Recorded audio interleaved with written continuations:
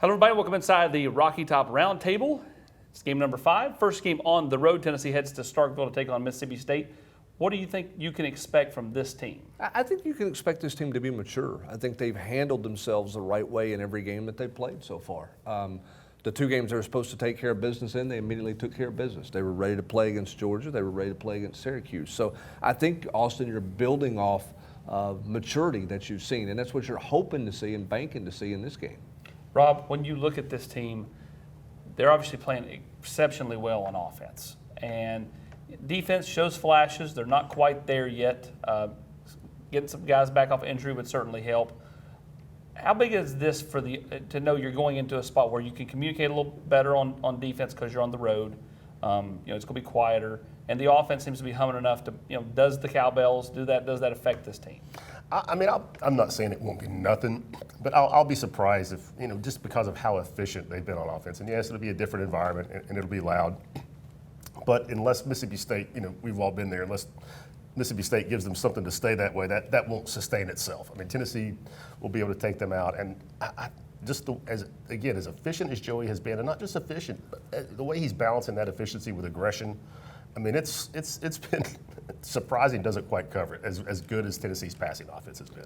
Yeah, I mean, we talked about it on the Rocky Top Rewind a couple of nights ago. I mean, Tennessee's been an incredible first quarter football team. Don't have the stats in front of me, Hubbard. I know you had them earlier this week, but the way Tennessee is outscoring opponents, the way Joey Aguilar is being super efficient with the football in his hands in the first quarter. I mean, he's been good all year long so far, but I think the first quarter is a really good place to start, no pun intended, for this football team, because you get there on the road, you silence that crowd a little bit, you effectively run the football. I think it'll set the tone for what you hope will be a manageable environment for you. But again, anytime this team goes on the road, it's never easy to win on the road in this league. Josh Heupel's 8-10 in true road games as Tennessee's head coach. You can never assume anything. I think the first quarter is key, and Tennessee's been a great first quarter football team.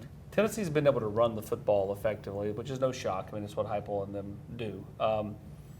Star Thomas just seems like he can change clothes in a phone booth. I mean, he's hitting every button on the controller, it seems to speak, on any run. Like, what is he doing so well? Because I mean, you came in and he had a nice run at Duke, but it wasn't anything like this, I don't feel like. Well, I think it's his experience. I think it's his understanding of the offense. I think it's the offensive line up front. I think this offense fits his style of play, Rob. And he's a guy who understands how to play. He's a mature guy who's played a lot of football. And sometimes, we all get caught up in the youth movement because you see stars in recruiting. This guy play right away, play now. There's something to be said for a guy who has experience, and Star Thomas has got a lot of experience, and it shows. You can show he's a patient runner. He's instinctive, and I mean, he was an afterthought coming out of spring. But you're talking about his maturity that showed up. He's talked several times since fall camp, and the thing he keeps going back to is, I got in the playbook, and I realized where I needed to hit it in the A gap on this zone read, or where I needed to take this step, and that's where maturity shows up. I mean, attention to detail, and plus, obviously, the guy's pretty talented. I don't know that anybody saw that coming, but once he gets in the open field, I think he's maybe not just Tennessee's most elusive back, maybe one of the most elusive guys on offense with the ball in his hands. And got a pretty good offensive line blocking for him, too. Yeah, no doubt. And again, David Sanders, to this point, still not been a factor. We'll see what happens this week, but what Jesse Perry's done has been great. Sam Pendleton is center. Lance Hurd, you haven't said his name whatsoever. So I think this offensive line has performed very well. And I think Star Thomas and Deshaun Bishop, they really complement one another very well. Like Aguilar, I think I'm surprised that Star Thomas has done this well. Thought he would perform well because he has at every stop, but he's very physical when he runs the football. Deshaun Bishop, there's a little crease, he just finds a way in there. And so I think the boom and the bang, the yin and the yang, I guess is what I'm trying to say, they complement each other very well in the Tennessee run game. And it was good to see Peyton Lewis get going, but clearly the top 2 running backs in this offense are Bishop and Star Thomas. The thing that surprised me the most about Thomas is his balance. He the spin move, he can bounce off tacklers. He is a guy who's got more power than you think. Does he have great breakaway speed? I don't know about that. But what he does have, Austin, is really good balance. He does a great job staying on his feet when he gets hit. When you look at Mississippi State, this is a team that is better than they were a year ago. Mm-hmm. They're not beating themselves with silly mistakes. They found ways to win football games. I mean, they beat Northern Illinois 38-10. It was 21-10 and a half or whatever, or 14-10 and a half, 21-10 pretty early third quarter. What is it that you like about them heading into this game that Tennessee is really going to have to keep in mind? Well, to me, it centers around the quarterback play. And everybody looks at 2-10 last year, and they look at 0-8 in SEC play, and they forget that their quarterback shaping was gone after 3 games of the season. True freshman. So to me, it's about what they're getting done at the quarterback position. That's the biggest difference for them. Now, I know they went in the portal, Rob, got a bunch of guys in the line of scrimmage to help. But we've seen it in this offense, and Jeff Lebby's running a lot of the Josh Heupel offense. There's a lot of mirror imaging there. Quarterback play is a must, and they're getting better quarterback play. That's a big one. And for me, what I'm most interested in this matchup is how much better is Mississippi State really on defense? Because they were historically bad last year. Their numbers are a lot better this year. I mean, they're middle of the pack in the SEC and most of the stuff that matters. But what does that mean with the schedule when you played Alcorn State? How good is Arizona State? Northern Illinois. That's a big question mark for me because, I mean, when I say bad, they were, giving up 250 yards a game on the ground last year, almost 40 points a game scoring. Have they just kind of put some makeup on that, or are they really better? Yeah, I mean, they were almost, going back to 2024 Mississippi State defense, they were almost 10 points worse than the next worst SEC team, 80 yards worse. It was really, really bad. They're +5 in the turnover category so far. They got 5 picks in the secondary. That's something to pay attention to.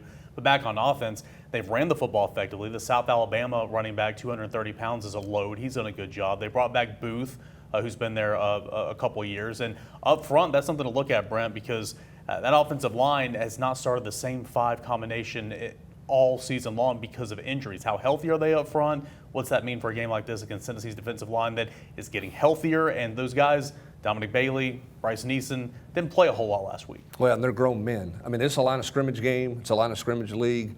Mississippi State had to go get better in the line of scrimmage. How much better have they gotten in the line of scrimmage?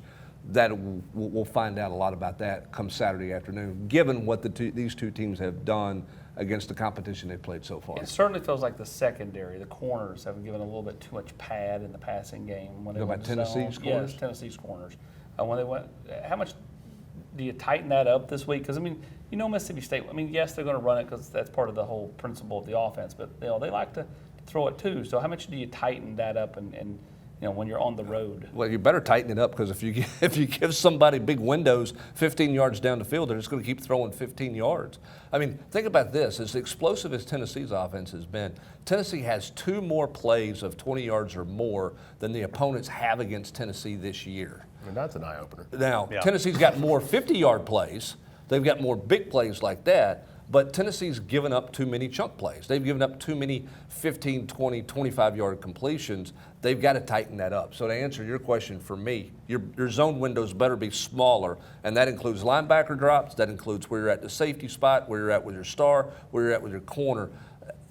Rob, they just can't have a lot of plays where they turn around and kind of throw their hands up at each other like, where were you? I thought you were there. It's got to be cleaner. And sometimes when they are there, they're the tackling's not been great, or maybe it's because maybe they're a step or two out of position, and instead of getting a shoulder pad on somebody, they're grasping at ankles. But yeah, I mean, too many chunk plays, too many plays where they just don't stop it for what's there. I mean, too many 4-yard completions turned into 8-yard gains, and it's 3rd and 2 instead of 3rd and 6. So just a lot of that. Yeah, we say it every week, got to get off the field on 3rd down. I mean, Tennessee gave up a couple of the 3rd down conversions that led to a touchdown against UAB. Talking about tightening up the windows there at corner, I mean, the inside player, the star players, the linebackers, allowing guys inside on 3rd downs. I mean, you got to put some hands on them, knock them off the route, do something, mix some things up, and I think Tennessee will certainly be trying to throw a bunch of different things at Shapen this week defensively. Sometimes we make predictions about who do we think could be the key player to the game or the key to the game. What's the biggest question that you think Tennessee's got to answer this week for you?